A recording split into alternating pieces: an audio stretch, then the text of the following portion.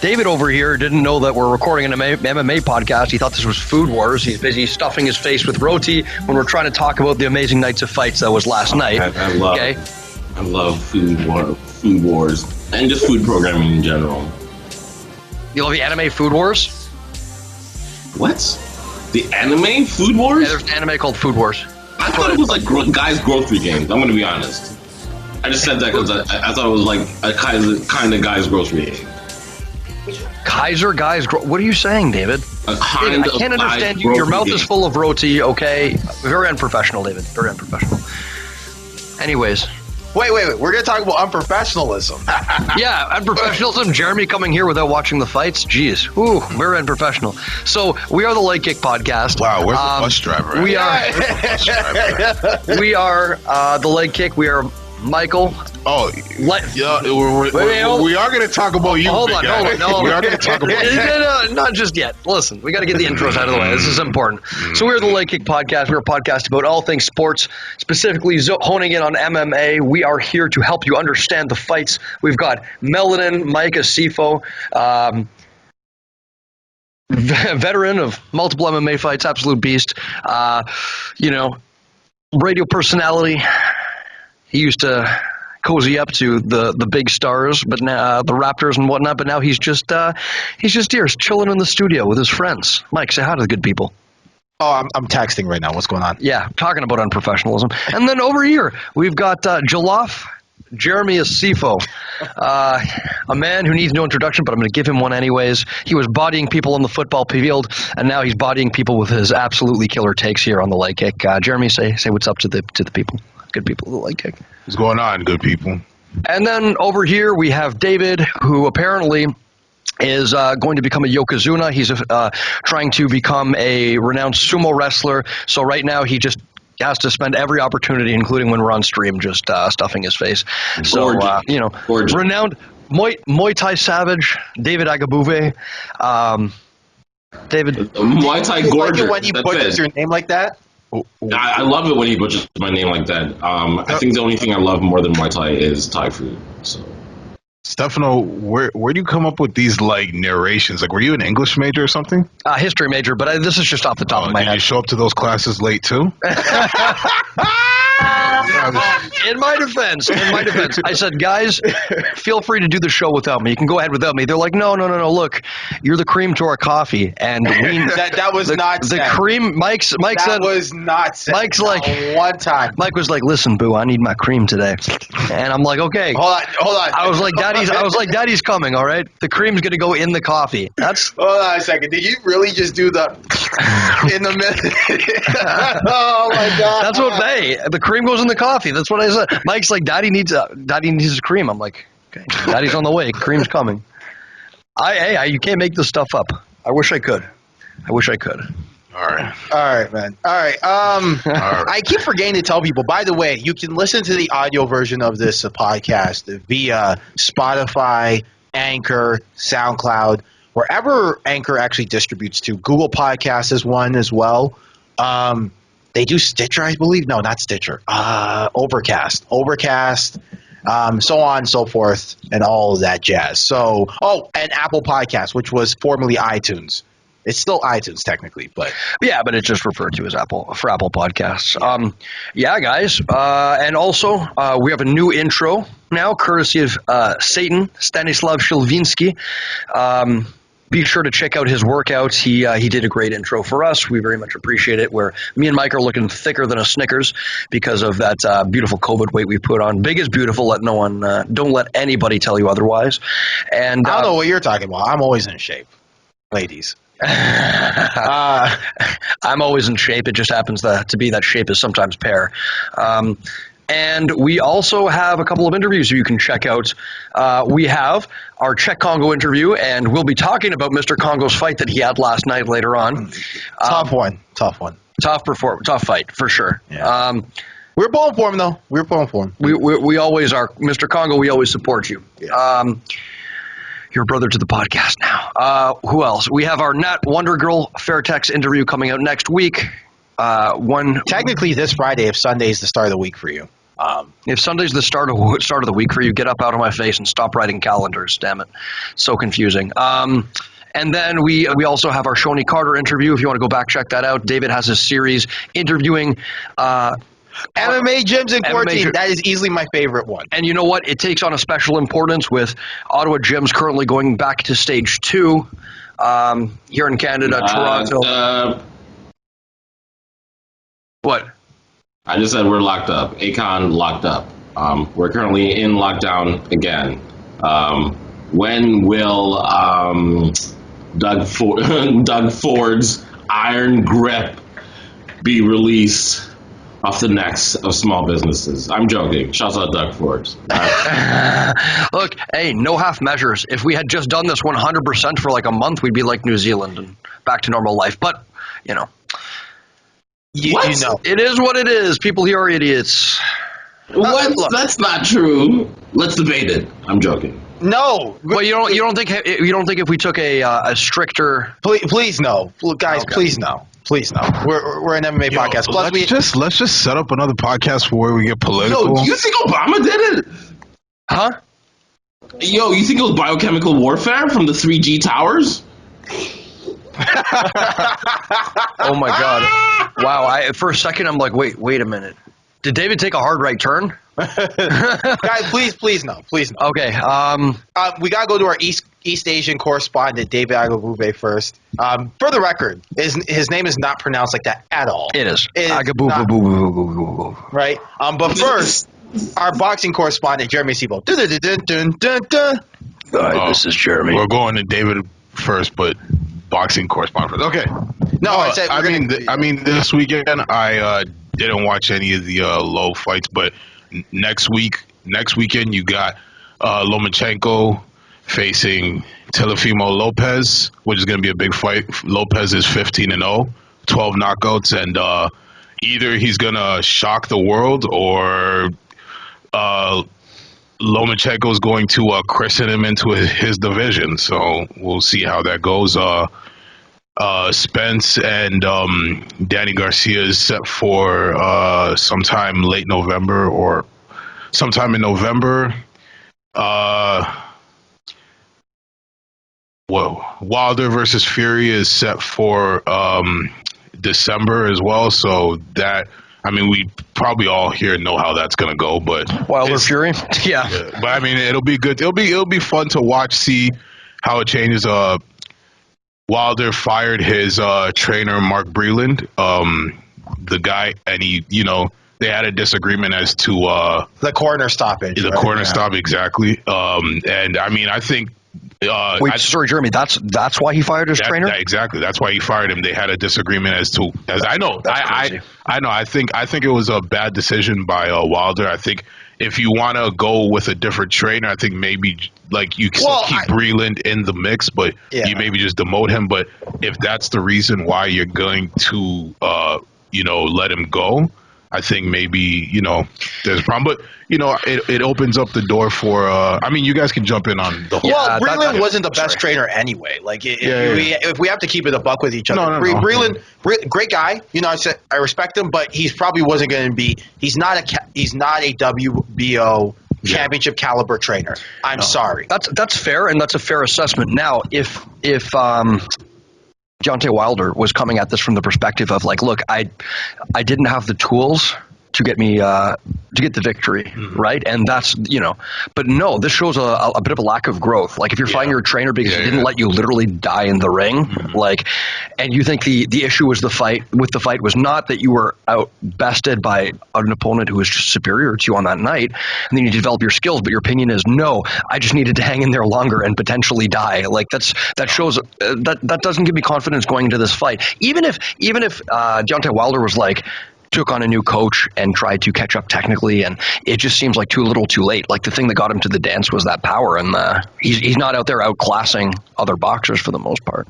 Yeah, no, I was just saying, like, and Breland's a good trainer. I'm just saying, like, there's good trainer and WBO championship caliber trainers, and like, let's be honest with each other. Let's keep it a buck. He's not a WBO championship caliber trainer. Yeah, I don't know. I don't know too much about boxing coaches and who is and isn't a WBO caliber trainer. But what I will say though, just play devil's advocate, is I would imagine by throwing in that towel, they probably had some kind of pact that they would never let him quit or something in that ring. Even though we normal folks, mortals, might disagree with it, I can imagine by him doing that, he's kind of broken the trust you need to be in someone's corner and in someone's camp. So I can see why maybe he could fire him completely and go with a different coach. But even then, it's tough to build that trust that you've had for years in just a short amount of time there. So it's true. It's true. I think the role of a corner, though, is like, as a fighter, you should be willing to die in that ring. That's your job, right? Unfortunately, no shame on fighters who say, "Look, I'm being bested. There's no chance. I don't want to. There's no chance of me winning. I'm going to quit." I don't look down on Reagan down looking at you. Yeah, I don't look down on fighters for doing that by any stretch of the imagination. But for those fighters that are willing to die in there, like your Deontay Wilders, that's the role of the coach, right? They know you're too tough for your own good. Yep. And that should be your job as a coach, to protect your fighter and get your fighter to a technical level of skill where they can. Yeah. And I agree with you, Mike. I don't think that Deontay Wilder's coaching staff is WBO championship level. I think they happen to, luck out in having a fighter that just has God tier power in his hands and a God tier chin. Yeah, who's clearly levels below elite heavyweight competition, but can compensate based on his physical action. Well, I will say though, sorry to cut you off. Go ahead. But I will say though, if any person, I would say, cared for their fighter, look no further than Breland and Wilder though, right? Yeah. Like you see the relationship between the two, and like you read about it, and this is a guy who, when his daughter, Deontay Wilder had no one to turn to, daughter had spinal bifida and needed money right away.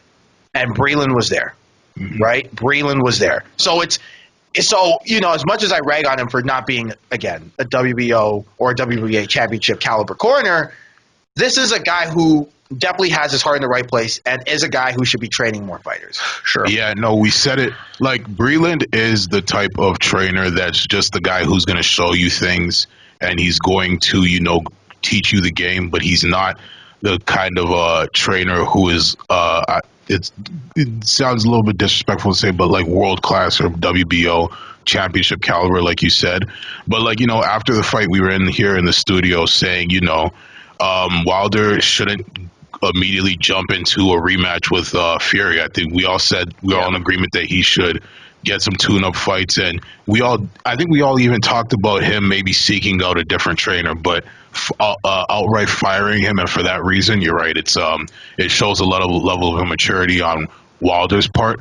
But either way, it's set for December, sometime in December, and I'll be tuning in to see any kind of adjustment that Wilder makes. But for the most part, I think we know how this is going to go. Absolutely. And just quick correction, I'm sorry, Spence versus Danny Garcia got rescheduled to December 5th. So I hate how they do that. I get like Thanksgiving's a huge thing, but like no other combat sports league does that. Like no other combat sports league goes, oh, Thanksgiving's this day, Halloween's this day. Let's move it all the way to December. For whatever. Yeah, but the thing is, like, it's not like UFC and other combat sports where it's probably usually under one branch. It's like, you have to work around this fight, and that's why they even moved the Tyson. Exactly. I know, I get it, I understand it, but it's like, oh, Thanksgiving's in November. Let's move it because of the guys. You're gonna get the same amount of ratings regardless. Here's the thing about boxing fans: they will watch two guys fight in an abandoned parking lot. That's fair. Like they're gonna watch whatever. I guess, mind you, we have seen like certain leagues try to. I'll give you an example. World Series of Fighting, formerly World Series of Fighting, currently Professional Fighters League, went bankrupt because they tried to hold a series of shows on New Year's Eve. Works well in Japan. Pride used to have their New Year's Eve show where they would draw oh my God. Because in Japan, that's what people do. They sit around the TV and they watch something on New Year's Eve. Here, people are out and about. And then World Series of Fighting was like, let's book Madison Square Gardens for New Year's Eve. Nope. So I understand. It's just, guys, like you're gonna get the same amount of viewers. Do you think for so? Thanksgiving? You will. I'll look into it, see why they did it. I just know that they rescheduled it. I don't know. It's probably because of football. They want to avoid the college football season and the NFL. And I get it. That's the NFL's day. Christmas is the NBA's day. But yeah. Like your plan, Christmas inappropriate. I love those Christmas. I love those Christmas Day games. Yeah. I sit down. It's a Asiffo family tradition. Oh, that's sit cute. down and watch. Yeah, the fact that the Raptors got embarrassed by the Celtics last year's Christmas, but it's okay. I mean, we had a Christmas game that we were clamoring for, so. But Yeah, we were complaining about for like a solid 5-6 years. So. yeah, because we deserved it. So, Yeah. guys. Oh, East Asia correspondent David. Can I put? You guys can override me, obviously, but can I put in a formal petition that we get into the UFC fights that were before we go over to the East? Because I'm hyped. I'm really hyped. Just really quickly on the One FC, because there's really only one fight. You are David's like, yeah, Overruled. but veto. Overruled. What'd you call it? Amir Khan. Good fight. Good knockout. Not that one. But over the Indian gentleman, right? the Singaporean gentleman, I believe. Yeah, it says here Singapore, but I think he fought an Indian gentleman. Rahul. No, that's what I'm saying. That he got a knockout over the Indian gentleman. Yeah. Raju, whatever his name is. Yeah. Two absolutely giant guys for the division, whatever. But interesting backstory about his dad, who has I think terminal brain cancer. So he was fighting in honor of him. So that was pretty cool. One FC really leaned on that for their marketing of this event. But yeah, in the main event, Sam A. Gadao. Yeah, I have not watched that one, so I can't really comment on it. But Sam A scored a cracking left straight pull counter knockout. For those of you that were wondering, I don't know much about his opponents, but I saw the highlight and it was pretty sweet. Sam A is kind of in his later career turned to a very defensive counter fighter, which can be boring in some fights, but I guess it yielded some beautiful results in this one. Cool. Yeah, no. Yeah, and that's it for the One FC this week. Hey, David, I just want to say you can no longer make fun of me for mispronouncing your name. Yes, I can. You Stefano. butchered Sam A. Gayangadao's name just now? Sam A? Sam Dash A. My bad. The Dash is his middle name. We're not doing this. We're not doing this. So, I guess let's talk about some UFC. Let's talk about some UFC. I mean, I don't know why you're so pumped, Stefano. Sorry, go ahead. Wait, sorry? Well, go. David, I don't know why you're so pumped. Do you think it was that good of a card, or? I thought it was an excellent. There were some excellent performances that I found inspiring. There were some hilarious ones, like the Ben Rothwell fight, where I'm like, dude, I hate the way he fights, but we'll get into that. Yeah, we will. Yeah. But I thought there were some great performances. I thought Edson Barbosa fought a very interesting, disciplined fight. I thought. Yeah, man, I like Giga Jakatsi's performance. Of course you do. Okay, let's talk about Okay, hold on. From the top, David, from the top. You can can try and criticize this man's elite striking in a second, but for now, let's talk about our boy Cory Sandhagen, because me and Mike on the preview show got this wrong. Although one thing we did say is that if Sandhagen was going to be able to apply the pressure and keep Moraes from kicking often, it would be a long night for Moraes. So we kind of got that right. I mean, yeah, okay. The thing I didn't take into account with the switch hitting of Sandhagen was that Sandhagen was going to make Moraes respect him and therefore make him back up every time he switched. So because of that, yeah, this fight turned into a not competitive fight at all. Not even close. Moraes couldn't even get off. And this was classic Sandhagen working behind the jab to left hook, jab to body shot. Just very, very measured pace, looking for the open side body kick when he switched to southpaw. What were some other tricks he threw? The flying knee was there. Just all the classic Sandhagen tricks that we. And he throws it off the hop rather than. He did that thing that you do with the Conor McGregor thing. Yeah, the long tapping the gloves. Yeah. Yeah. Yeah, Well, like he outsmarted. Yeah, he outsmarted him. Southpaw, right? He outsmarted him, I guess. When he goes, I think Cory should stay in Southpaw more. I really do. Yeah. Because that's when a lot of his good stuff happens. He throws that flying knee off the hop from Southpaw. Because he frames with the left and it comes up high with the lead knee. He's got a great switch kick off of Southpaw where he'll frames with the right, you mean, right? No, he'll frame with sorry, yeah, you're right. He'll frame with his right. And then throw it really off the hop with the frame. He's got a great switch kick where he'll go into he'll from orthodox he'll go into southpaw, throw a switch in the open side and stay in southpaw. A lot of his good stuff is in southpaw. I really feel like he should stay there more, but who am I to tell a guy who's number 2 ranked in the bantamweight division what to do? One thing that I really liked from Sandhagen that I thought could be a factor in this fight if you won, and I mentioned in the pre-show, is you got to make Moraes swing and miss, because he throws everything to those counters. And Sandhagen was waiting just to pull that head back. And Moraes had some success early with the kicks, but his hands were just swinging and missing. And Sandhagen, obviously very respectful of the power. Like, remember, we watched the Dodson fight, and he was just on Dodson after every miss. Mm-hmm. Here he was a little more patient, hung back, content to pick away at him a little bit. But, yeah, man, that finish, holy crap.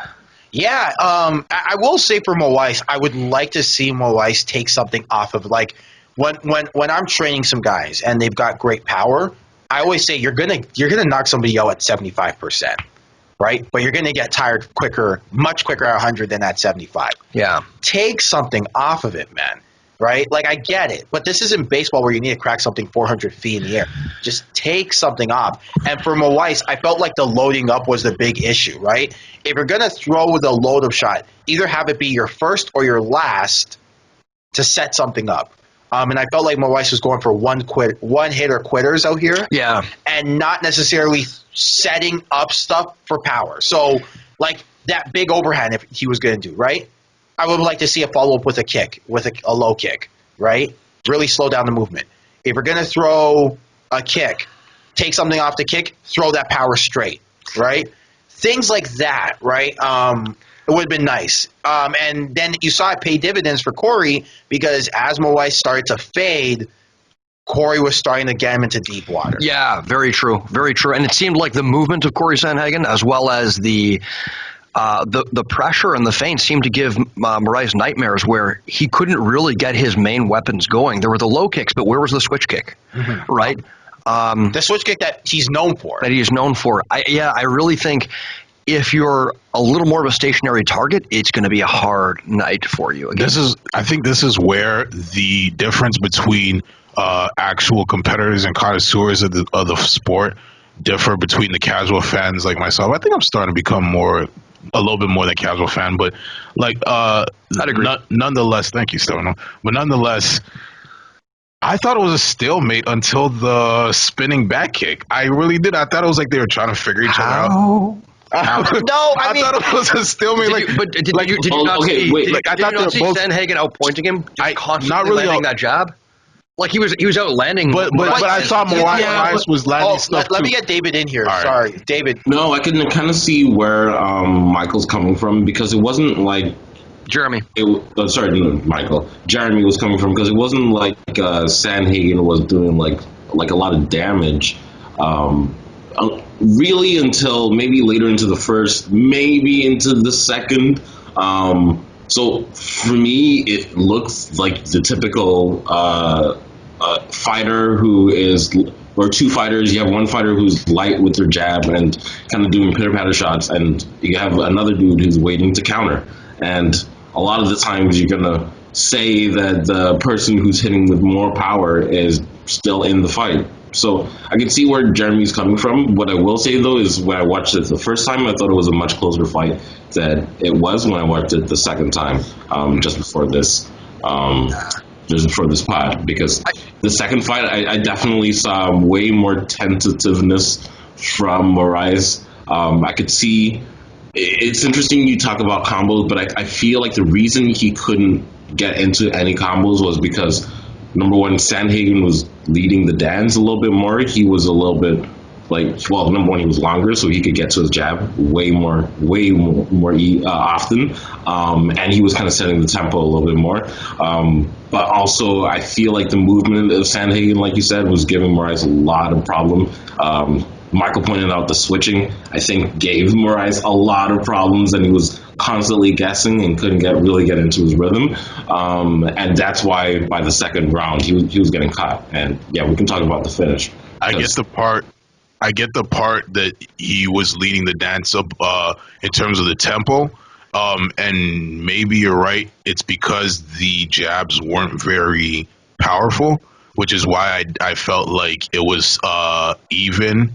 I felt it was even. Honestly, I felt it was even until the finish. But I thought that Moraes landed some stuff too. I saw him. Yeah, no, there was this back fist that he landed. He had that nice overhand right that he landed. I think I'm very much with David. It's not like Moraes was out of the fight necessarily. It's just that, you know, he still, like Jeremy said, he was still landing hard shots at points of the fight, and, you know, he was still a threat at any point in this fight. It just seemed like to me that Sandhagen was controlling the fight, and it was looking like he was more and more in control of the fight as it was progressing. You know, early in the first round, it was a lot closer, I think.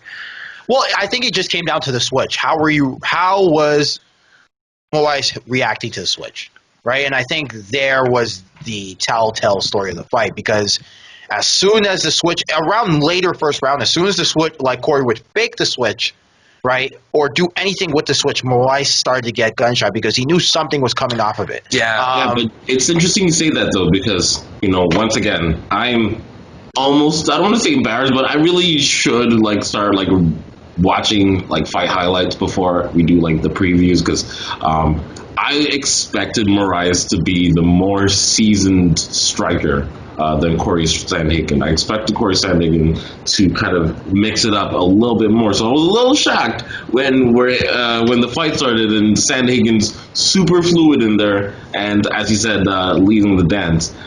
For me, I didn't think that his switches were uber effective. They were effective in that, you know, they got Moraes thinking a lot because he didn't know what was coming next. And he was, I agree with you, Michael, he was definitely throwing off both stances, which was making it difficult to predict what's coming next.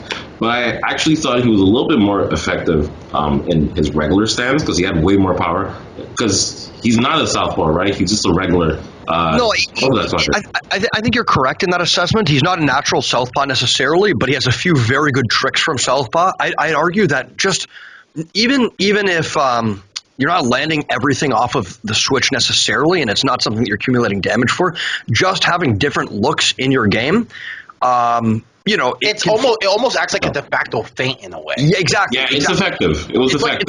It's like what John Jones does. He throws not low volume, but high variance and single shots, right?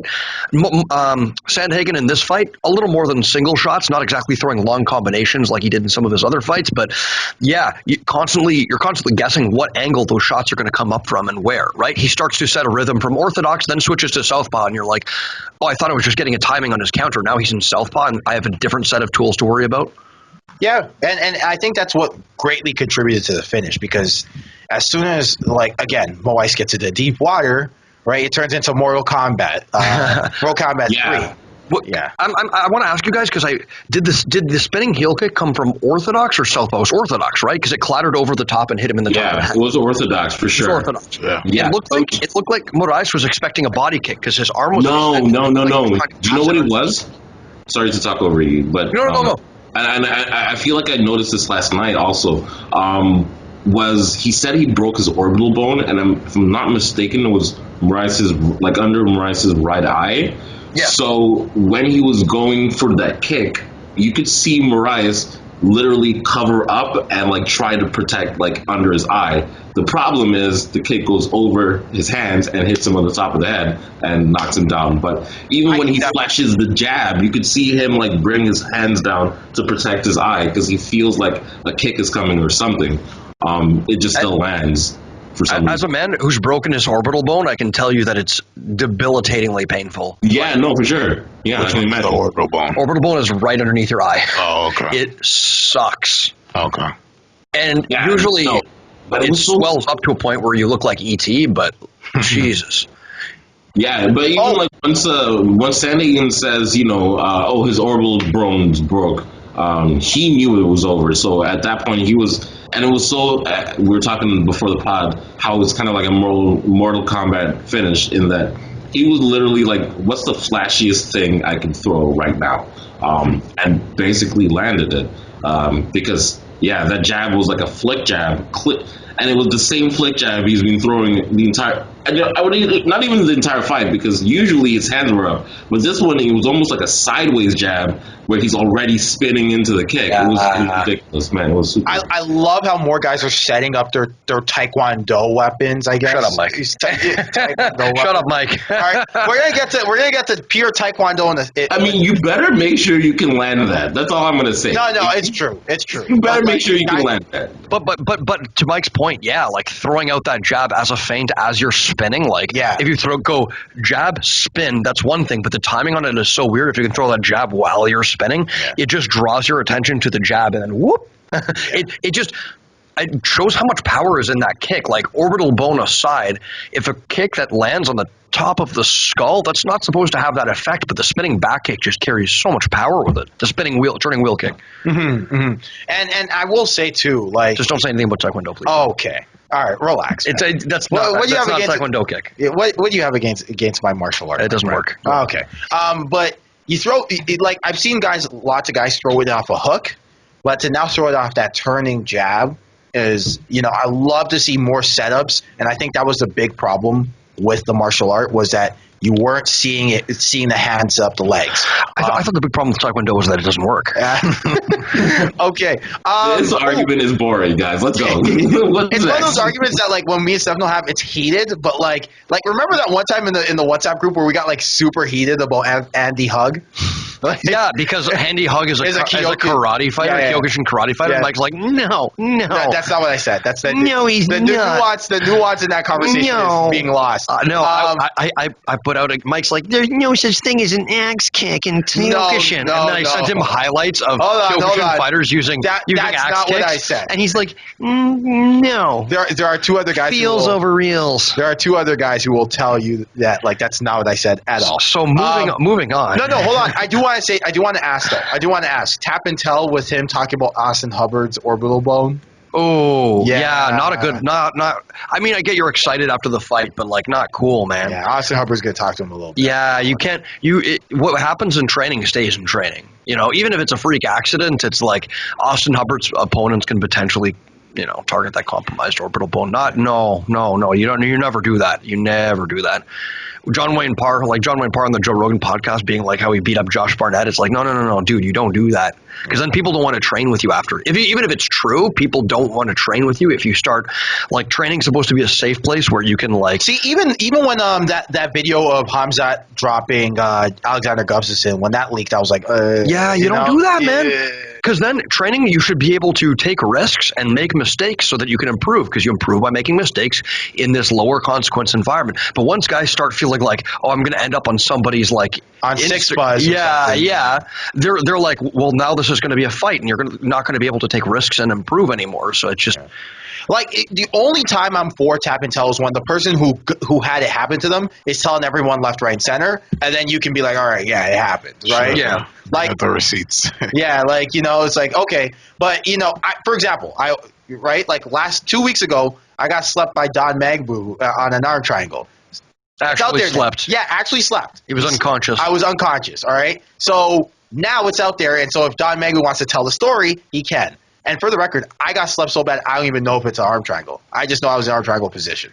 Like, is it one of those where you wake up and people are just looking around you and you're like, where are you? No, see, okay, so what happened was I was up. I was like up, and I felt my arm like here. And I remember the last thing I remember was defending an arm triangle. And you know how, like, Magbu's got, like, that, like, weird S grip, and all of a sudden he turns it tight? Yeah. And it's, like, super quick, right? That's what happened. So I was like, oh. And so all of a sudden I'm up like, right? But see, that's exactly so now if he wants to tell that story, it's out there already. Yeah, that's right? different. There's a difference. The top E should initiate that conversation. The top E should initiate the conversation. At least that's the way the culture works, in my opinion. I agree.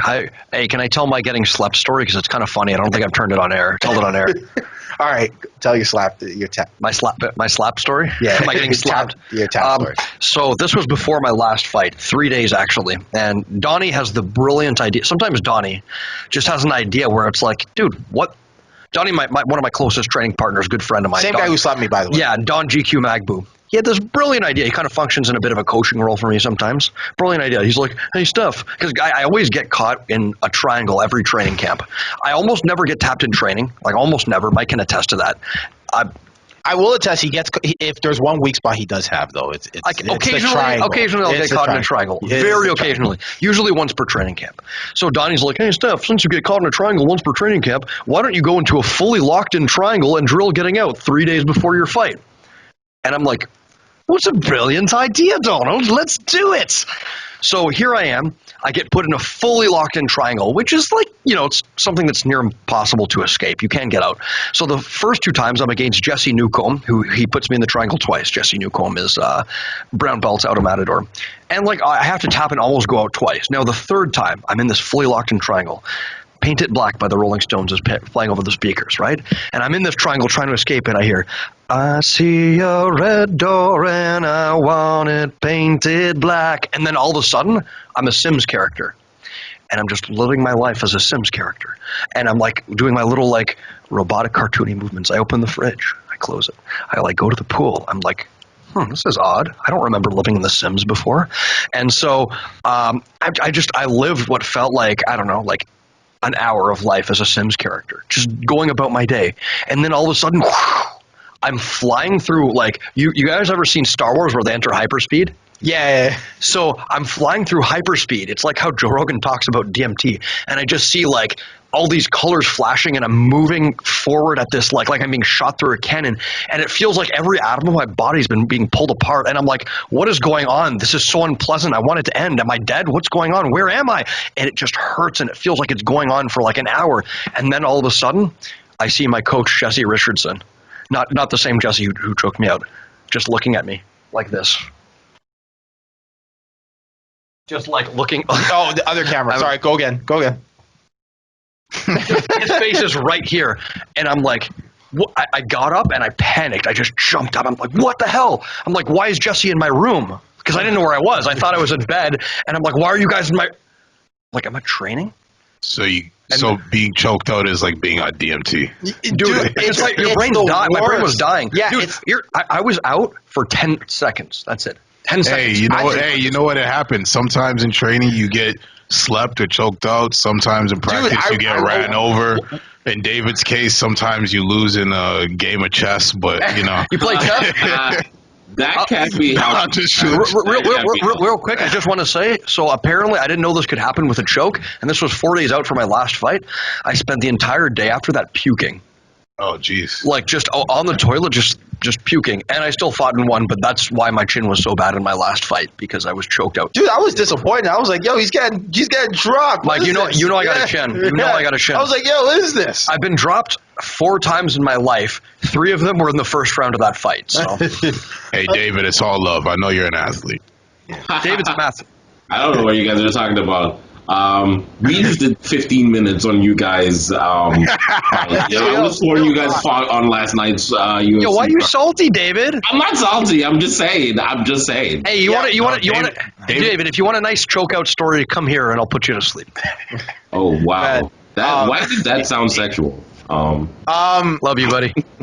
Okay, so Edson Barbosa, Makwan Yermakani. Yeah, we kind of have to run through these. What a stupid game plan by Amirkhani, man. Yeah. A great grappler. You've got to pressure Barbosa. It's easier said than done, but you got to at least try. Like, it seemed like his only ideas that he had for this whole fight was jab, left hook. Okay.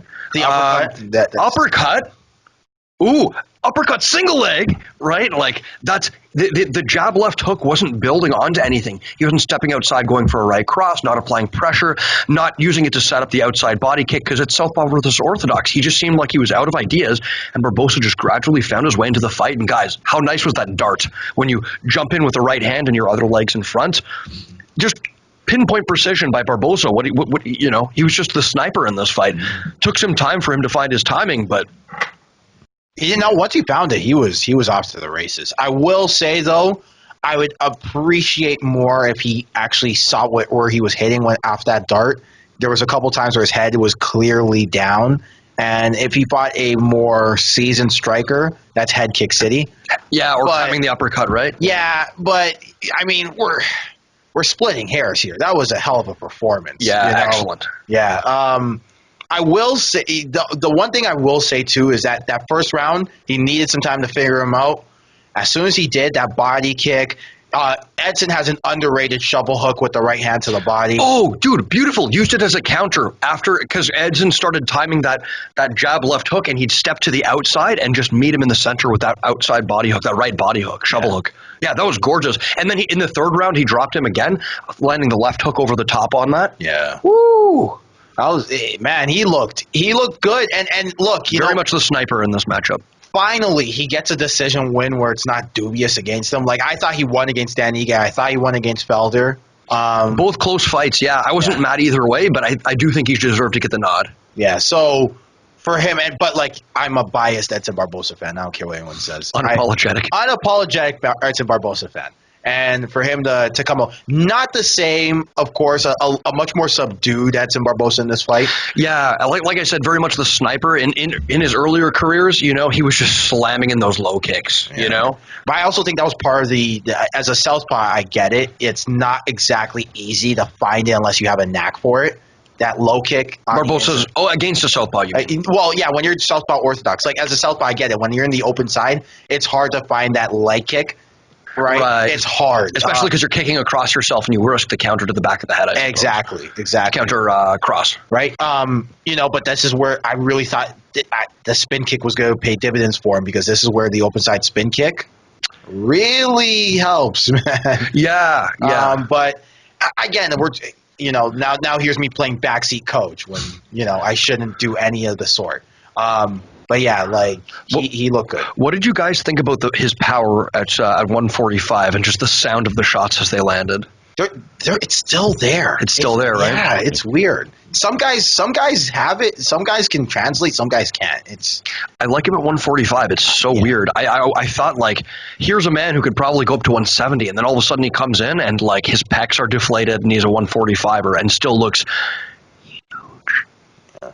I think the more experienced fighter, won the fight, and I thought that he opened things up in the first couple rounds with the fakes and everything, and I thought that he seemed like the more putting the more pressure. He was the one putting the pressure on America. How do you say his name? Americani, yeah. Yeah, I was familiar with Edson Barbosa previous to this fight, but this fight I actually got to see, his toughness in action and stuff. So I just thought the more experienced fighter won the fight. Yeah, I agree. And experience, I think, did play a big factor into this. It seemed like Americani was maybe a bit deer in the headlights against this legend, but coming out of TriStar, right? You'd think Firas Zahabi would maybe get... Well, sorry, David? No, that's what I was going to say. Even Americani, according to the commentary and the quotes that they gave, apparently in the preview, he was saying, this is the biggest fight in his country's history, and it was such an honor to be fighting Edson, and fair enough. 100% agree with him. Edson Barbosa is an absolute legend. But it did seem, as you said, a little deer in the headlights once he actually got in there. And I actually think, as the fight got on, he started doing a little bit better, especially once he got knocked down. It was kind of what if I got to lose? And started, mixing it up, wrestling a little bit more, and I feel like he was doing, he was a little bit more effective that way. But once again, shouts out to Edson Barbosa, man. with the full head of hair. That's the part that shocked me. I've never seen Edson Barbosa with so much hair. Good. He looks good with the wild man look, the beard and full head. He looked good, man. He looked really good. Like, he looked really good. Because before, when he's bald, sometimes he kind of looks like a Q-tip with striations, you know? I mean, maybe it's like Marlon Moraes should grow some hair. Maybe that's the problem. Just it's like what's it called, the Samson thing. Just you cut your hair, you no longer. Yeah. Biblical hilarious shouts out to the Bible, man. I love the Bible. No, yeah. Next we have. The most heavyweight fight. Okay, not the most heavyweight. I actually really like Marcin Tybura's performance. That was an interesting fight, guys. Don't do that. Don't do that. David, it was a awful fight. What was awful about it? What was awful? Okay, let me tell you. Who the hell is Ben Rothwell's striking coach? This is a man. Like Ben Rothwell, hold on. Let me finish. This is a man who gets by on the fact that his head is a cinder block, and that is it. And he walks forward. And his head movement. Touches at the hip like this. He can't stay in the same stance. He's going from orthodox to completely square. Hold on. Orthodox to completely square on. Yeah, no, I hate the way. No striking coach will tell you to do. You can't be square on. Well, just alternating hooks and crosses. That is the entirety of his striking style. By the mid-second round, he was completely gassed out. And then I used to call him zombie because that's the way he was just like. He's like a zombie, and the commentators are like, "Oh wow, look at the footwork by Marcin Tybura." It's like, no, you're now just against a slow, plodding opponent who's gassed himself out, and you can find the occasional right cross counter. But he kept looking. The one thing about Marcin Tybura though that I liked is that you have to take advantage. Like Overeem got knocked out by Ben Rothwell. Let's keep that in mind, right? Like. Overeem got knocked out. No, he didn't fall into the game plan. He didn't fall into the game plan, which I guess is credit to him. And you know what? Ben Rothwell does do well. If he has you against the fence, like, I feel like he would be like a problem for a lot of people. But I actually don't think. I mean, they call this striking unorthodox. I could see what you're saying, but what I would say is that. It's ugly. It's not just orthodox. It's not technically sound. He gets by on his chin. That's the beauty of it, though. That's the beauty of it. It looks like he's about to fall over, and then he throws something and it catches you off guard. So I can see it being. The only reason Stefano, you're a fan of MMA and old school MMA. You've watched it a long time. Remember, Keith Jardine was the same way. Here's the difference, though. I mean. Okay, this is not 2007 anymore. You've got to move your damn head. You've got to stay in your stance. No, he moves his head on the side like he's leaning. He gets by in his physical durability, and that's it. This is what would happen in the first round. Rothwell would throw 3 or 4 alternating crosses and hooks, and Tybura would crack him with a counter, and then Rothwell would say, well, I don't really have any technique, but I have a hard head, so I'm going to hit you back now since you've countered me. And Tybura wouldn't move his feet. In the early rounds, Tybura just wouldn't move his feet. He got wise, and his feet were moving, and his head was moving, and he didn't get wise. Rothwell just punched himself out. Let's be honest. Rothwell was really tired. Heavyweight guys, you are. No, I thought I was going to be top 15 in the world in your division. Act like it, for God's sakes. Rothwell's outside the top 50. They're both outside it right now. Top 15? They're outside the top 15. Are you sure? Yeah, guys are outside the top 15. You're in the premier organization in the world. No, they are. Yeah, no, I get what you're saying. I thought I was going to come on here and be hard on Ben Rothwell because I hate the way he fights. I am completely with you. He sucks. But Ben Rothwell, if you want to come on the podcast sometime, we love you. This is hyperbole. We actually all love you. We're big fans. He's one of the few fighters who's come out in support of Black Lives Matter. We're not gonna slander Ben Rothwell. He's a lovely guy. He seems like an awkward nerd type, my kind of people. But at the same time, man. I can critique somebody's skills while still appreciating them as a person. You know what? I shouldn't have called him. You really shouldn't hate on Stephen A. because you sound a lot like him right now. No. You're the nicest guy in the world, best guy to talk to, but he's a bona fide scrub. That's what you sound like. Stay off the damn weed. It's just that he does so many things wrong. It was ugly to watch, but at the same time. This is the kind of fights that people like. But this is how he always fights, though. This is the thing. Sometimes you win. Sometimes maybe it is. Nobody likes to watch this, man. It was one thing if they were throwing good shots, hitting with power. But it was actually pretty. And I hate the word sloppy because I feel like heavyweights get a lot of slander too. Okay, sure, fine. Bad technique, bad this, whatever. At least they went at it. At least they were fighting. Sure, yeah. At least they were fighting. Dude, you know what? Like, I'll take this if over. you took this fight, sorry, go on, David. No, I was going to say I'll take this kind of fight over a Derek Lewis versus Ngannou, where nobody's throwing a darn thing. Dude, that's like I will take watching paint dry over Derek Lewis, Francis Ngannou. That that you're talking. How many times have we seen about the worst fight of all time? Guys? I mean, how many times have we seen two really good guys or two like really heralded guys go in there and they're super gunshot? Even like Adesanya versus what's his name, Yoel Romero. Like I'd take this fight over that. I mean, I don't know. Sure, I'm with you on that, but like let's not make any. Let's pull any punches here. Yeah, let's be honest. If that fight took place on a regional amateur show, you'd be like, all right. You're or a regional pro show. You would be surprised. Regional pro show. But like the thing about Ben Rothwell is this is a guy who makes his. This is why the reason why I want to take back he sucks is because as much as I hate the way he fights, this is a guy who has had success against more experienced strikers. Like I said, beat over him based on durability, though. Physical attributes. This is the only weight class you can do that. This is not all the time. On just physical attributes. Not just, but like there's guys who rely on physical attributes. Like Edson Barbosa is the fastest guy I've ever seen. Yeah, but let's not compare the technique of Edson Barbosa to Ben Rothwell. No, of course. There's legitimate skill. Edson Barbosa is able to overcome deficits in certain areas based on his physical abilities. But the fastest guy I've ever seen. Yeah, if you stand out at range with him, you're going to lose. It's that simple. There's nobody who's been. Anthony Pettis couldn't do it at his prime, for God's sake. So. What was the reason why I argue that people would enjoy this fight is because they're two aggressive guys who, again, went in there to fight. Yeah, and Marcin did everything he was supposed to do, right? He did everything he was supposed to do. Yeah, like moving his feet in the early rounds. No, wait, he didn't do that. He got cracked. After every counter, he was just there. They were both just there. After a while, he was throwing body kicks, and I feel like they were working, Stefano. I mean, maybe the first round wasn't great.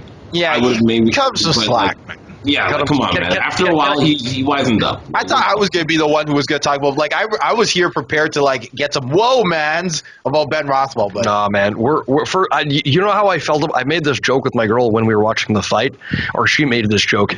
It looks like two out-of-shape dads fighting at their daughter's soccer game. Like, the backstory to this fight could have been like, hey, there's only one watermelon slice per kid. I saw you going into my cooler. No, that's slanderous. And then they just start. But think about it. What's his name? Ben Rothwell is like that one.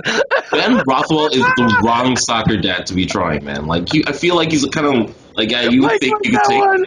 Hold on. Mike really liked that one.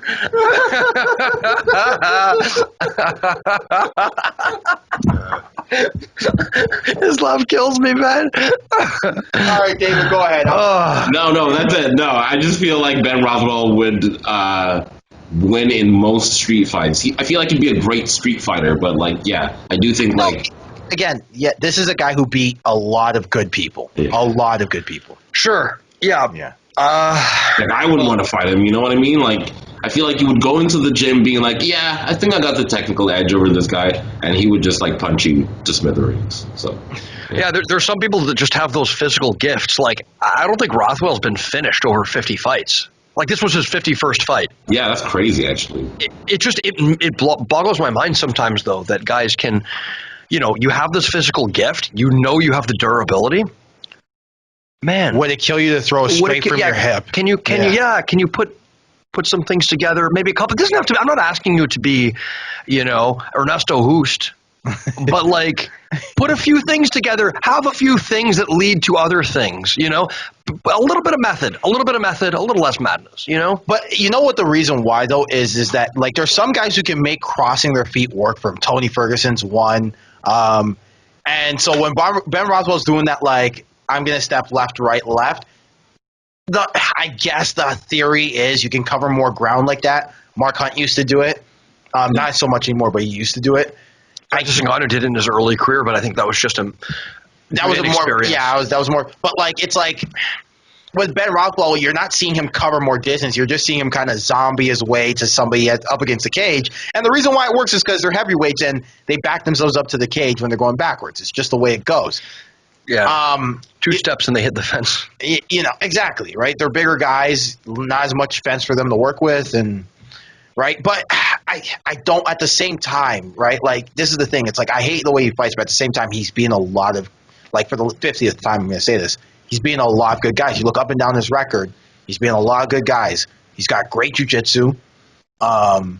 Hey, man, this is heavyweight. Bob Satt beat Ernesto Hoost twice. Can we move on? Yeah, weird things always happen. It's heavyweight, bro. Yeah.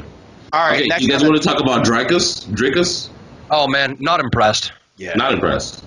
Not impressed with his post-fight. You know what? His fighting was whatever. I just rewatched it, and I actually What's think... wrong with his you know, post-fight? I didn't hear it. his post-fight, he was like, I want to be the first African champion born and raised in Africa. Shots to, what's his name? Israel, I guess, and also Kamari Trumpman.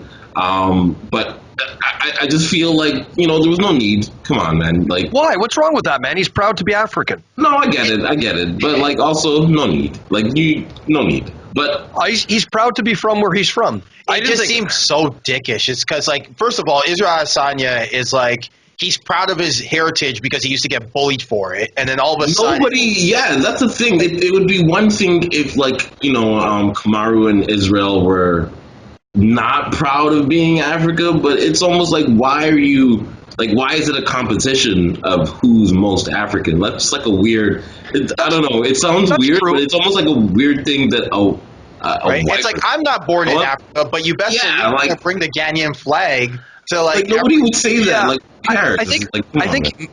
I get where the sentiment is, and it may have been a bit tone deaf, right? Especially in these times, but at the same time, I wouldn't read too much malintent into it. I think he's maybe proud to be representing fighters that are currently training out of Africa, and I think in the future there's going to be a wave out of fighters that are, you know, like South Africa for sure. I do appreciate that.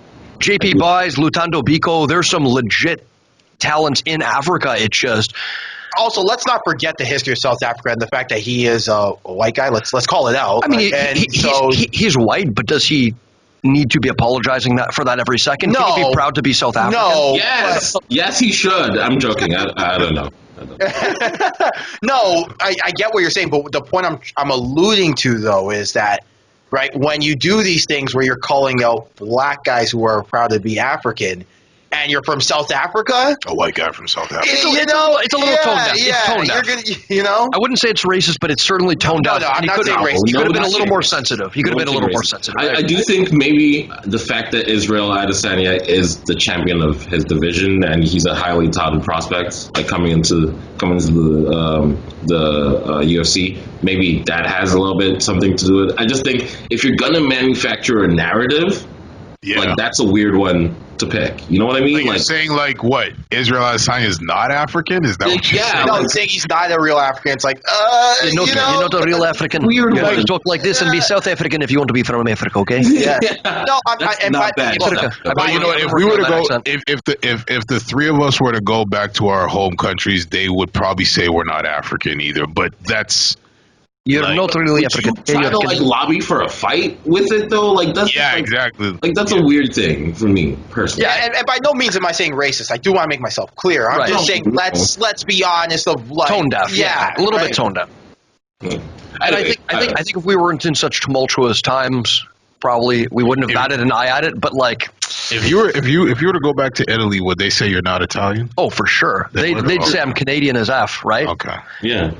But then again, like, I guess we do already have Marvin Vittori. Like, I want to be the first Italian or real Italian UFC champion or something like that. I think it doesn't carry the same weight with Italians just because, let's be honest, there's nobody colonized Italy, right? At least not in this. You're right. So, like, I lied, the Ottomans and stuff, but that's, we're not really currently feeling the scars of that, right? Like, it's different. Yeah, you're not going to see Ottomans walk around in the streets of Italy. So if Giorgio Petrosian was like, and this example makes no sense, but take it for what it is. If Giorgio Petrosian was like, hey, I train in Italy, I live in Italy, I grew up, Marvin Vettori, you're training in the United States, I'm the first real Italian champ, it might be a little feud, but no one would really bat an eye. But like, I can understand why it would be a lot more sensitive as far as the African situation. Especially since it's 1995. Yeah, and apartheid ended in South Africa pretty recently. Not that I think like less than 25 years. Like, come on, let's chill out, guys. Like, come on. But I do want to get into some of the technical aspects of this fight because for sure. For a highly Sorry, go on, David. No, I actually think he was super tentative out there. Very tentative. Yeah, tentative, and his footwork did not look great. No, that's what I said. Okay, thank goodness. Oh, yeah, no, David, good eye, because like, what's his name? The Joker. He wears the Joker mask before the fight. Yeah. He just alternating ones and twos. He looked like he was doing the McGregor, an impression of Conor McGregor. Like all the sophistication and the variation in rhythm and timing and trying to draw you out to land that big counter wasn't there. It looked like he watched some tapes on Conor McGregor and was trying to impersonate him. And then Dricus was like, you got to be proactive with your footwork, not reactive. Not like my opponent takes a step forward. Okay, I'll take a step back. I'll take a step back. Oh, crap, I'm on the cage now, right? You have to be proactive. You have to be leading them around the octagon, not allowing the forward-moving fighter to dictate. And it just seemed like he happened to stumble upon a counter in the later rounds when. No, but you know what's interesting? Also, it's not Dricus, it's Duplessis. Duplessis, sorry. His name is Dricus, though. His first name is Dricus. It's true. Oh, his name is but shut your mouth, man. What I was going to say was what's interesting is I actually felt pretty much the same way like you, Stefano, when I watched the first time. I felt like he was shelling up so much. It was you're right. Kind of crazy. But when I rewatched the fight, especially just before the knockout, like you could see he kind of picks up on Perez not throwing too much variety. And also Perez is super open for the counter because his hands are just like I don't know what he's trying to. I think there was a little bit of like psychological like mind games going on before the fight, and when the fight started, Perez is pretty much like hopping up and down like I'm gonna like smash you, and he lands a bunch of like good shots. But I think as the fight went on and Dricus realized like, hey, this guy's not knocking me out, and he's still kind of open to the counter, and Dricus's hands started to drop a little bit and be a little bit more loose. Then he was able to kind of time him and land a shot. So I don't think it was as much as like a freak knockout as I thought when I initially watched it. It actually looks like he just improved he kind of got over those nerves. Well, I do see a lot of parallels between him and Yuri Prochazka, because remember, Yuri didn't look good in the beginning, and he was kind of starting to come on like an avalanche against Volkan Oezdemir. I wouldn't go that far. He definitely did not show as much. I agree, Yuri Prochazka, he looked a little weird, I think, did much more in the way of manipulating rhythm to offset Volkan. And to David's point, as far as the hands down style, it can work if you have an excellent command of range. Think about how Conor McGregor does that. He comes in hands down and he'll pick at you, but he's ready to bounce on that front foot and hop out and land that left cross. Whereas, why I said it looks like an impression of Conor McGregor, I keep forgetting his name. No, Drake is the other guy. Perez. Yeah, Perez, on the other hand, just seemed like he was in that stance to be in that stance. Like if your hands are down, you have to either be moving your head or move your feet or both. But he's just like, no, I'm just going to come forward and it's going to work for me. And it doesn't work that way. Or awful defense on both sides, man. You can't just shell up in small gloves. No, but what I'm trying to say is that like with the reason why I'm comparing them both is because you got a highly touted prospect who comes in the UFC and is expected to do well. And look no further than what's that gentleman's name? He trains with Habib, first fight on the card. Oh yeah. I thought that was a robbery. Yeah, I thought it was a bit of a robbery. I wasn't mad at the decision though. I wasn't mad. But the whole point I'm trying to make is there's jitters. You're nervous. This is the show, right? This is a show, and you're the highly touted prospect. And unlike in basketball and baseball, where no one remembers your first game, right? And you're allowed to have a mulligan. Yeah. This is the UFC where no mulligans. Yeah, you don't get a mulligan. No. And, look also, to be fair, like he did also like admit he was feeling the nerves, and that's exactly what was going through his head in that moment. So we'll see how it does going forward, I guess. Yeah, we'll see how he does going forward. I just didn't see anything like technically that was, stand out in an already packed middleweight. I mean, this is the same division. What's his name is Hamzat is in, right? Like, it's already packed. Tactically. It's a stock division. Hamzat's there. Yeah. The guy with 3 fights in the UFC. All right. I mean, technically speaking, Hamzat's not really his natural way is welterweight, but he can do it if he wants to. Yeah. He can do it. What was the next fight on the card, guys? Came after that. I think it was Breeze versus no, that was actually not it. I want to say Tom Aspinall versus Bordeaux fight. All I'm going to say about this fight, just quickly, because I watched like the highlight of Bordeaux fight, and I was like, oh, great. They put Tom Aspinall, who is pretty highly rated out of the UK, against like this huge, not necessarily huge, but a tall, French, in-shape guy. It's going to be possible. It's going to be a problem. And then the fight happens, and I'm like, okay, wait. Aspinall's cat speed. Man, the fight promo they used for Bordeaux was from like, what, 3 years ago? Because he looked completely different. And yeah, Aspinall was really good, man. Aspinall was really good. And I feel like he just got bored of striking and was just like, I'm just going to take this down. And after that, there wasn't really much to talk about that. Man, 0 ground game on that French gentleman, though. Like it was actually a problem. And do you think that's going to be... Not much striking game either, to be honest. He's training partner with Cyril Gane. It just didn't look good for him. Like Brock Lesnar once said, I watched the heavyweight disasters. Okay, yeah, no. Aspinall. I was really hyped because I thought he was gonna be good. But man, and also I love how they were trying to hype like the spinning back fist. Like, come on, man.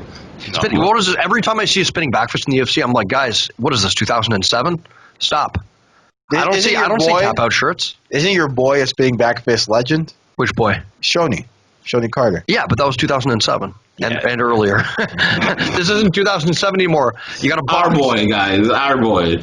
Okay, do you have anything else to say about the fight? My boy, not yours. I tried to say our boy last time, and he fought me to death for it. So, what was previous to this? Is that the main card? Is that the entirety of the No, there was one that looked like a literal kung fu movie. That one, that one I thought I was looking at the final fight of Enter the Dragon or something. Wait, which one are we talking about? Which are you talking about? The first fight on the card. What's his name? Zalal versus the underrated fight, by the way. Great fight, I can't man. pronounce that. How tough is Yusuf Zalal? So many times he looked like he was about to get choked out. I don't know how. I would love to see like the black belt out of Georgia. Man, like, talk about, and we can talk about this maybe when we talk about Giga Chikadze, but talk about a Georgian fighter I can get behind, because this guy is the real deal. He's like 20. Okay, hold on. We're going to air this right here, right now. What is your deal? Why are you, every time he fights, he puts on a clinic, and you're like, Giga Chikadze, I didn't like him. I thought his hairline was a little whack. You know what? I'm just trying to be edgy. He threw in the second round. His hairline does need some work. It wasn't really nice. Let's be honest. David, let's air this right here. Did Giga Chikadze pee in your Cheerios? What's going on? Why do you hate him? Maybe. You know what? Honestly, I actually didn't watch his fight this card, so I don't have any comments on it. I only watched the main card, to be honest with you, except for the Impa versus... Oh, so Giga had a great fight. He not really fighting in his style, per se, but more of a sniper, low volume. Let what's his face, the Venezuelan gentleman, come to him and just countered with that open side body kick, switched to orthodox, countered over the top of the right hand, dropped him in the third round. The thing about Giga for me though is, don't you feel like he came into the UFC just a tad too late? Yeah, that's my thing. Like, it's just like, man, I would have liked to see you a little earlier in your prime. But he's doing well. It seems like he's had to spend some work figuring out adapting his striking style to MMA, and he's still kind of doing it. Like, he's putting out very different performances. Like this time he was the sniper. Before you've seen him as more of a tricky, volumey kind of offensive striker. But I'm about it. I like me some Giga. Not a fan. Ilya Topuria, though. I mean, let me not say not a fan. Giga, you know what? No beef. But I really like Ilya Topuria. If you want to come on the podcast, David won't be there for that episode. Yes, that's true. That's true. I will hide my face for that one. Yeah, I'm not worthy to share the microphone with you. Anyway, but Ilya, if you want to come on the pod, I'll definitely be there with you because he was great. His wrestling looked really good. I wanted to shout out Yusuf Zalal, Moroccan. I mean, I don't want to swear, but my goodness, what's up with Moroccans, man? Just super tough. We've probably talked about this last time. The Moroccan Revolution is coming. We talked about this the last time he fought because his jiu-jitsu, even though Topuria literally called him, I think at one point he said he looked like a white belt, even though it was white belt, like it was like a really survival instinct white belt. You know what I mean? Like he did a really good job not getting submitted. Yeah, I mean, the white belts might be stretching it a little bit. Trash talk before a fight. You're going to insult your opponent's jiu-jitsu, of course. But, excellent escapes from those front headlocks and those attempted anaconda chokes, I thought. But, both of these guys are going to be problems in this division going forward. This was, what's the Armenian gentleman's name? This was his fourth fight this year, ladies and gentlemen. Topuria? No, not Topuria. Topuria, this was his debut. The other gentleman. Yusuf Zalal. Fourth fight this year. Moroccan gentleman, I think. So, this was this fight. Yeah, Moroccan. This fight was a banger. Hey, who's the more unheralded country in combat sports? Morocco or Suriname? Morocco, because Suriname has some guys. Suriname has some guys, but Morocco, man, has so many killers. Like, so many. Yeah. How's the Suriname, though? But the problem with Suriname, though, is they're basically combat sport heroes in sports that don't, in the Western world, aren't necessarily at that mainstream yet, like kickboxing. Oh, but kickboxing in Europe is huge. It's huge, though. Right? But if you want to be famous, you got to. Moroccans too, though, are that's where they're famous, like Badr Hari. Yeah, fair. But I've always said it. If you want to get popular, you got to get through the West first. You just have to. I hate it. As a person who's specialized in East Asian history. Asia's not the hub of MMA that it used to be, unfortunately. Exactly. So you gotta. I wish pride never die. I wish. Do you guys want to talk about the Tom Breeze fight? Yeah. Against our fellow Canadian, KB Bullard, who I mistook for Sim Bullard. Not related. Not related. Who I mistook for Arjun Buller, also not related. Arjun Buller, 1 FC heavyweight. Yeah, man. Broke my heart. Hard to watch. All I'll say is that this is one of the few jab knockouts I've seen, and if you're going to get a jab knockout, it better be a spear jabbing. You know what? I actually had the same thought when I saw the other. And I probably said it the other week when we saw the Charlo jab knockout, the body shot. This wasn't. I wouldn't say it was bad. Not to be too unkind to that to the boxer that Charlo fought, but it seemed like this once again switches giving lots of problem, length, lots of problem. If I'm not mistaken, Buller actually had did he have the sides advantage, or am I imagining that? No, you're on crack. Okay. All right. Okay. Well, no, but see, it's the jab using your feet. That's when you I've been experimenting with in training. Is the step back out, step in jab. It's really effective if you can land it. Yeah, for sure. Especially with a spear jab and their weights on the front foot and you bounce back out. It's almost very similar to, it's weird to compare it like this, but James Harden does a step back and a step in with his dribble. Okay, right? Mike. No, okay. But it's using your feet to bounce. Okay, Mike. I get it, Mike. I get it. You get what I'm trying to say? It helps you for sure. do things. You're bouncing out from your back foot to your front foot and transferring your weight. But when you land that jab, all your weight is on your front foot. For sure. It makes sense. Was that a jab that Charlo landed on Rosario? I'm pretty sure yes. I feel like it was a... Was it not straight? I thought it was a... No, it was a jab. You know what? It could have been a jab now that I think about it, because Charlo did something, he kind of It was a body jab, man. It was a body jab. I've never seen a body jab knockout, ever. Ever. But Charlo's got some power, though. Yeah, but a body jab? we're kind of up against it a little bit, but I just wanted to Sorry, go let's keep over. going. Yeah, I agree. Actually, let's keep going. Rest in peace, Impa Kasanganai, because I know. oh my God, it seemed like for the first time he was up against somebody that could match him with power and was just willing to sit in the pocket with him and trade. And dude, what the hell was that?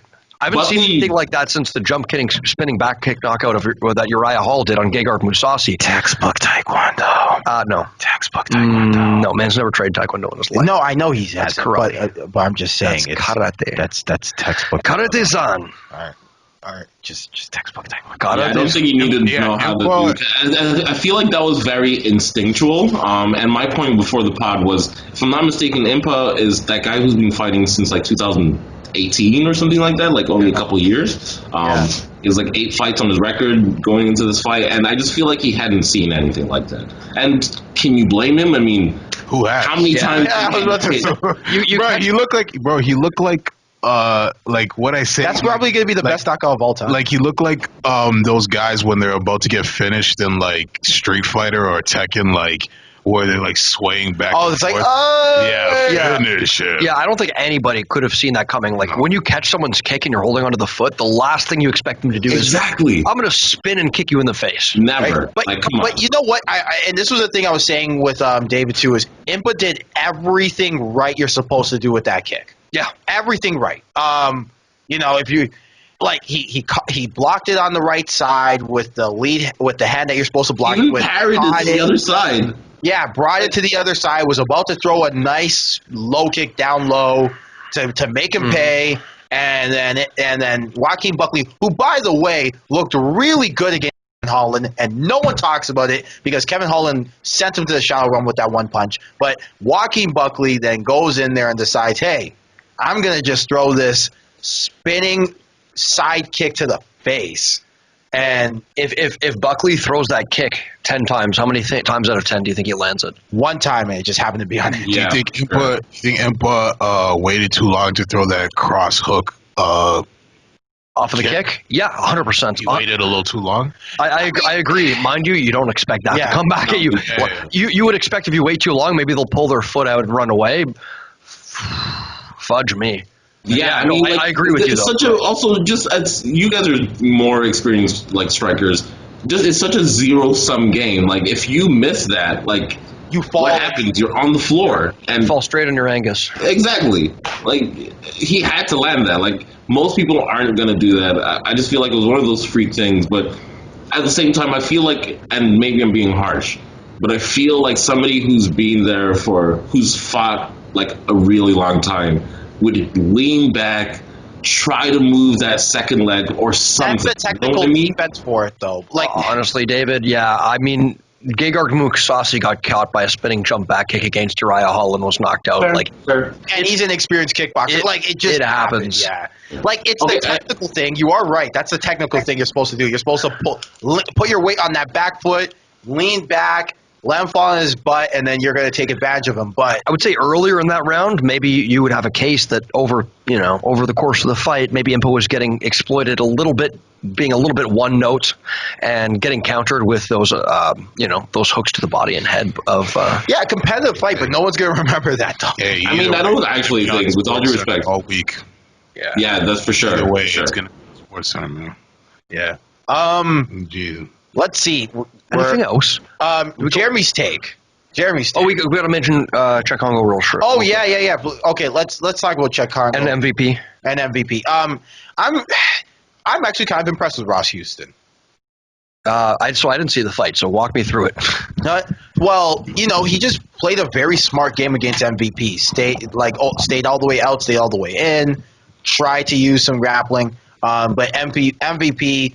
He looks improved. I will say MVP does look improved. But again, you're facing Ross Houston, who no one really knew about. He did have a good fight, Ross Houston, and I wasn't aware of this.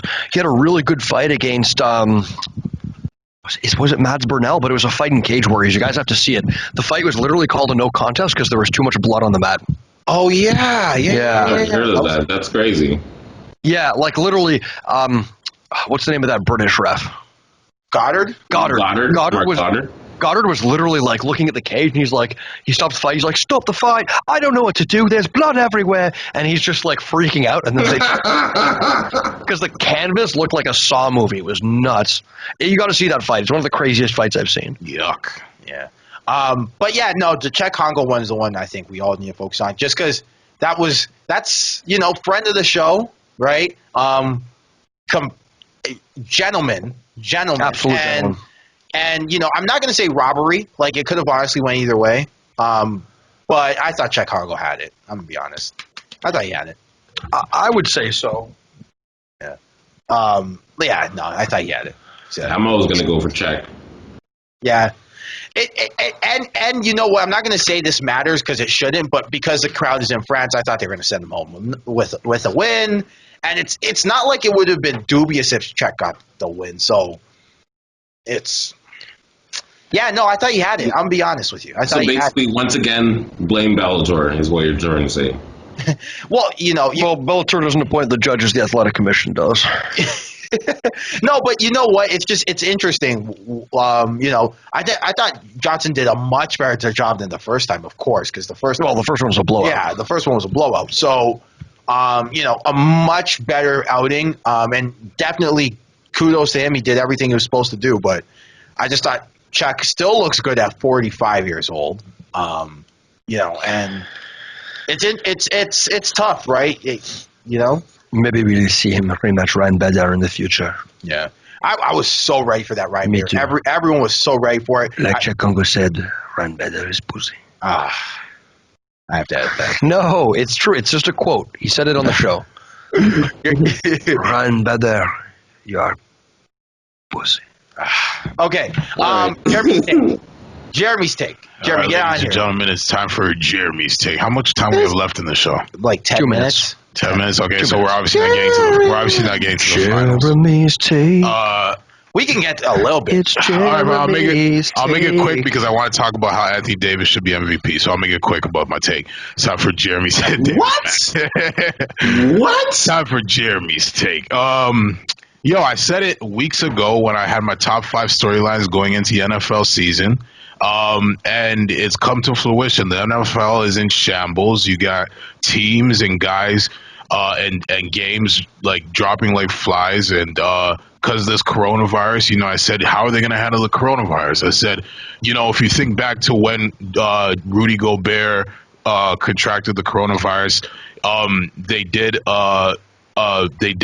a research of everybody who could have came into contact with the Utah Jazz, and it was basically every team. And now you got more players, you got the closeness of, or even closer, more contact in the NBA, but you got the numbers of the MLB, and you've got games being canceled or rescheduled, I believe, and you've got guys having to sit out practices, and then you've got the NFL still allowing fans into the stadiums, and you got the governor of Florida who's allowing the Dolphins to fill up their stadium at full capacity with 65,000 people. Now, the Dolphins aren't going to do that. They said they're only going to allow 13,000, but still, why are there fans in the stadium? You got college football having fans in the stadium. Look, this is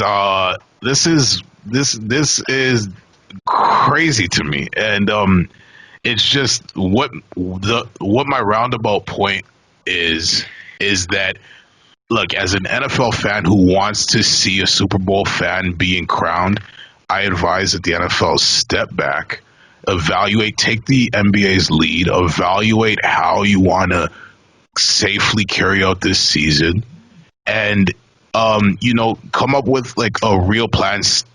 Stop letting fans in the stadiums as a starter, and come up with like a real plan of how you're gonna make sure that that you see an end to the season.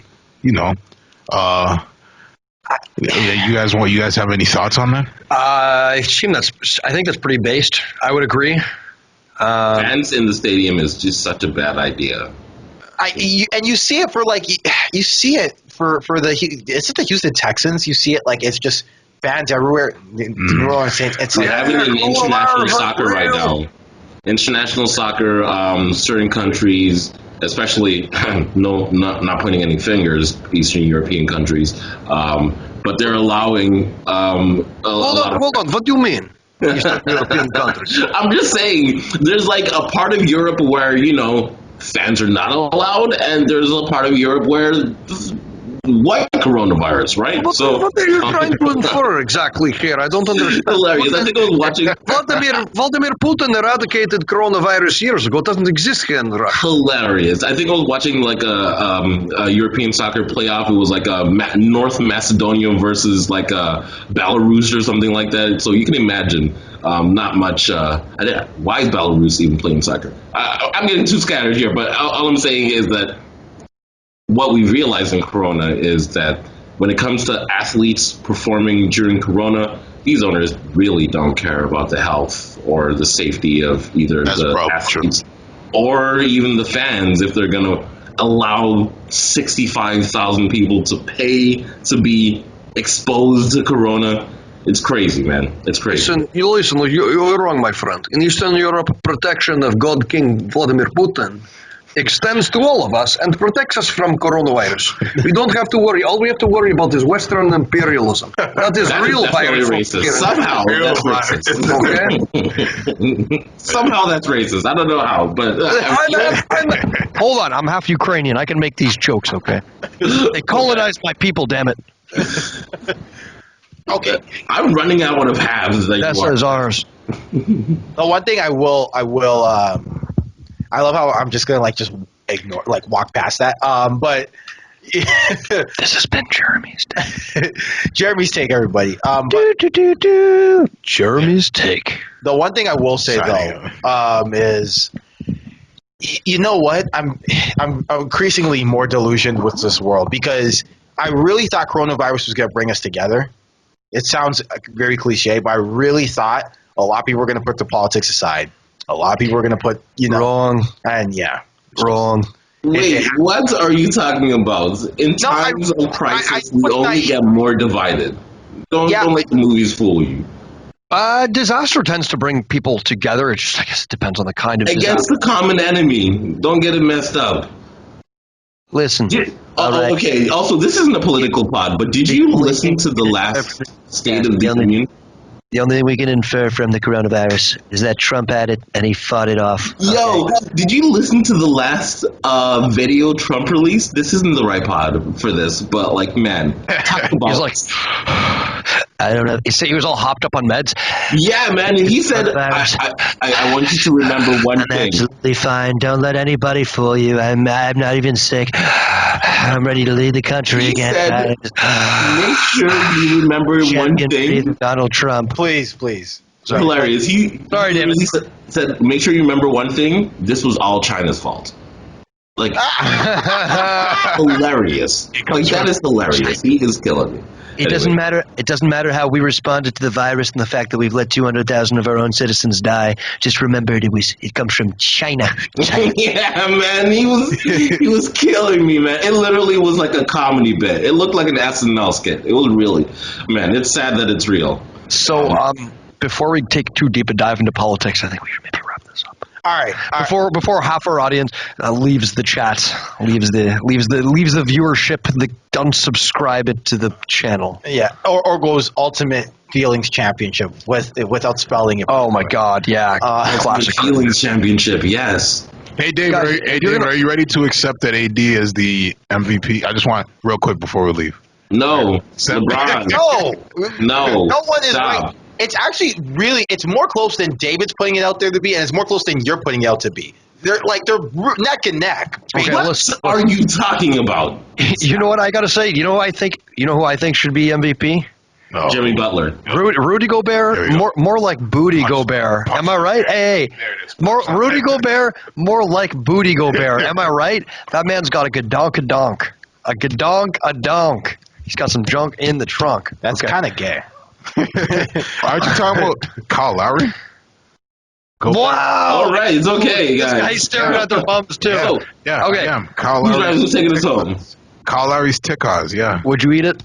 No. Would you eat that bum? Okay. No. Guys, subscribe.